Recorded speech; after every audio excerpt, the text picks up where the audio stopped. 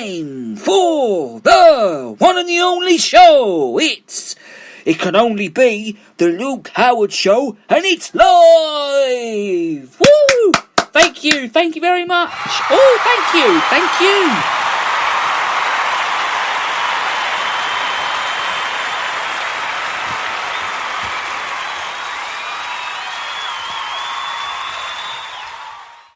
Good morning, everybody. It is, of course, Saturday, the 18th of April, 2020, and it's Saturday, so we've got our normal show today, and then we're on all next week, because next week we've got, it's still going to be 10 till 10:45, of course, our usual time, but what we're going to do is we've got a new schedule for next week. I must start off by talking about this. So from Monday, Tuesday, Wednesday next week, we're going to be live from 10 until 10:45, and then Thursday's show and Friday's show and Saturday's show, they're all going to be recorded.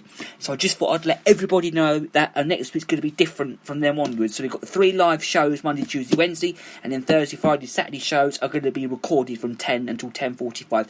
But what I'll do is I will still post the shows out at this time, but it won't be live. It will just be recorded. Monday, Tuesday, Wednesday will be live, yes, but Thursday, Friday, Saturday will not, and I repeat, will not be live. Okay, just thought I'd let everybody know about that. It's great because it gives me a little rest, you know. Go and walk my dogs with my mum because we go dog walking as well. So we love dog walking. We go over at Allswick Hall, which is literally a 1-minute drive up the road from here. So we do that. So we're doing that next week as well, and all next week. So we'll be doing the live shows Monday to Wednesday, and then Thursday to Saturday will be recorded. What a great thing to do, though, isn't it? Brilliant. But we'll still get the 45 minutes on the show, of course. One and the only show. We've got a new poster coming out as well, so we've got lots to look forward to. A wonderful poster that's going to be coming out later on tonight or tomorrow by the wonderful Judy Blue design. Ellie, her name is. She's an amazing lady, and she does all my posters for the show, and she's absolutely amazing. So I want to thank her very much for designing all the posters of our show. Right, okay, let's of course crack on with the one and the only show now, because we've got a few stories to talk about today, because we are talking about the coronavirus, because our local coffee shop in our town, they have done a magnificent display of pictures in their window display. I've seen it, I've been there, it's amazing. But first, I want to talk about Tyson Fury. Amazing bloke, very good at boxing. He claims that Deontay Wilder's their flimsy exercises is for his heavyweight, and he's battering and may be true after all. Now, the British stylist awaged Latrix to bulldoze, which is an American, and claim a stunning WBC title victory in Las Vegas in February this year.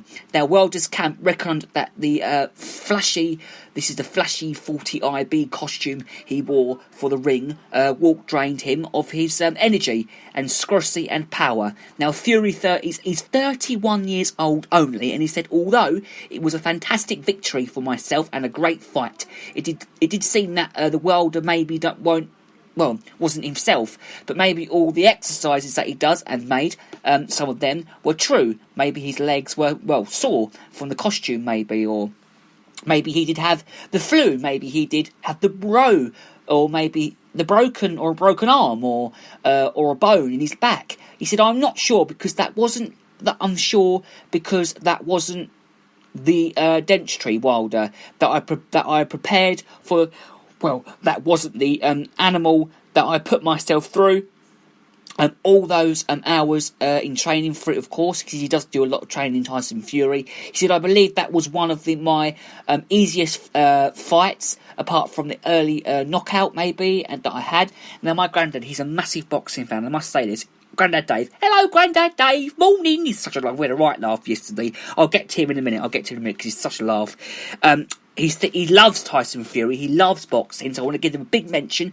Grandad Dave. Morning. So, love you, Grandad Dave. Amazing. Yesterday, we went to a sweet shop, and I told him, what I brought, and he said, you brought so much stuff in a sweet shop. Gosh, I'm surprised. The wonderful, magnificent he's very funny. He comes up with amazing, funny things. He's 82 years of age. Gosh, he'll kill me for saying that. 82 years of age. Yes, you heard me right. He doesn't even look 82. He looks incredible. We have a right laugh, my granddad and me. He's an amazing bloke. And Lad's Sweet Shop brought some sweets from there yesterday. Very nice sweet shop. Very nice people as well. just as good as Fawns. Of course, Fawns of Harpington won by wonderful Glenn Moxley. Of course, I must say, I'm going off track here a bit with my story. I know what you're thinking. Luke's going off track. Here I am going off track. Yeah, but some great switch ups, Randy. But I'll talk about that maybe next week sometime. But going back to Tyson Fury, because he said that I believe that was one of my earliest fights, and he said easiest fights as well. And Fury did actually warn his doctors that he would actually abandon his trademark stick and move style to walk down and better at the 34 year. He's at 34 years of age, which is amazing. He said the only thing he's got though wrong was the round 2 prediction, as Wilder was pulled out in the 17th, and the Gypsy King added, "To be honest, I was disappointed in the challenge." Is it Gypsy? What? I didn't believe that. The Wilder brought. That is because I did them and I did train for the 12 rounds at any place and pace, and put myself through hell and back. For 10 weeks in the training camp, he said, I prepared for the best fighter on the planet. He said, I prepared for the most victorious puncher on the earth, and that there's ever been as well. I was disappointed because it wasn't the challenge I expected. The guy's been heavyweight champion of the world and made 10 title differences, knocked out every single person. Then he went on and stood there with me, who is usually a counter-puncher, master skilled boxer, and get abusively destroyed in a few rounds. Now, Wilder accepted a rematch to complete the trilogy, only for coronavirus to KO. The plans that the winner should then go into an undisappointed disaster, another decider against WA and WBO, and then the IBF champion Anthony Joshua, 30, another brilliant boxer. He's amazing as well. But Fury actually fears that AJ and the rest lack the quality to motivate him, and he said that I'm not in boxing to be heavyweight champion on these win belts. I'm here to give the fans what they want, and battle royals and the best fights that can be made. And from what I'm seeing, if that's the best out there, then I'm not going to get the worthy challenges that I crave. Amazing story. Brilliant person, Tyson Fury, absolutely amazing boxer. You can see a lot of his videos about him doing boxing on YouTube, and I think they made a film about him as well. What, did they make a film about him? We're not sure. We're not sure if they did, but I'm sure they did. But he's an amazing person. Right, okay, we're going to talk about my town now, Buntingford, because the coffee shop in the town has decorated itself. The front window is full of rainbows. This is absolutely amazing. So the Buntingford coffee shop owner, her name is Kay Hamilton. I know Kay Hamilton. I know her husband, funny enough. He's a very nice bloke, because I work in the cheese shop, obviously, so I know who he is. Her name is Kay Hamilton Crook. She has turned her shop windows into a colourful display of rainbow artwork. I know she has. I've been there. I've seen it. It's incredible. By local children, which is amazing, to brighten up the lives of people using the high street. The coffee shop owner made the difficult decision to close the coffee shop doors for the first time in 11 years on Monday, March 23rd, after the government, of course, the announcement about the coronavirus. Now, Kate and her husband Matt Crook, who I know very well, developed the community art project idea to brighten up the high street, of course. A lot of shops in Buntingford have done a lot of good works to their windows, put rainbows up and everything. So they also gave local children the opportunity to show off their fabulous drawings and colourful rainbow artwork, of course. Now, as people venture out for their essentials, they will see to Sainsbury's, because Sainsbury's is right next door but one. They will see the children's marvellous rainbow display as they walk along the high street. Now, Buntingford High Street boasts many vital businesses, amazing, including our cheese shop, of course, our wonderful cheese shop.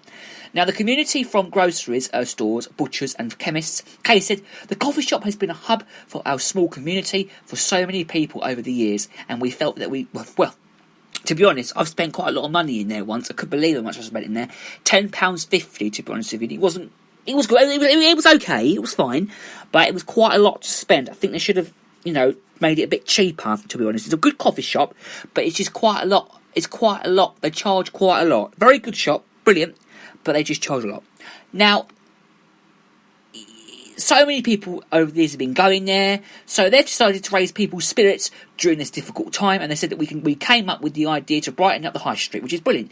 Now, Kay and Matt see their sons Harry and Lucas to work in her home art class last week and put out on a message on their Facebook page encouraging people to send in their pictures. Now, the idea was to create into a gallery boards to display all the lovely rainbows, which are now full of plans to expand, and they're already underway as more and more pictures arrive. Now, Kay continued, having been part of Buntingford High Street for the past 11 years, yes, 11 years, the whole team at the coffee shop love what they do, being part of the community, and it's at the heart of our decision to try and lift the community spirits. So we hope that people take a look at all the beauty and beautiful creations, of course, and which will be on display during the time, and as they remain closed, of course. Now, if you would like, and listen to this, because if you would like your children's work displayed at the coffee shop, Windows pictures can be popped through the shop. Just post for the shop letterbox. That's what you do. Post them for the shop letterbox, and when they go in, they'll see them. So, alternatively, they can also be posted to the shop at this address: the Buntingford Coffee Shop, 61 High Street, Buntingford, SG9 9SY. That's the Buntingford Coffee Shop, and that's 61 High Street, Buntingford, and the postcode is SG9 9AY. So as required, now, however, we would suggest that you register those that you are needing help on your database. So just in case, though, you are no longer able to support them, they'll then be aware of their need, and they can ask one of their volunteers to step in. Now, coordinating the volunteer and networking has taken some time, as they have been waiting for guidelines from the government. Now, however, they plan on locating the street champion to cover every area in the village, or I would say it's a town, actually. So street champions will also be at first point of contact should someone need help, and they will have the team of volunteers assigned to them. So all the volunteers will carry identifications to prove that they are volunteering for help in the heath. Amazing story. There's another story about Centrebus as well, the community heroes as seen on Facebook, because Greg's in Railway Street, Hertford, they've donated food to Hertford Street Andrew Primary School, and it's been distributed about to the families of pupils at the school.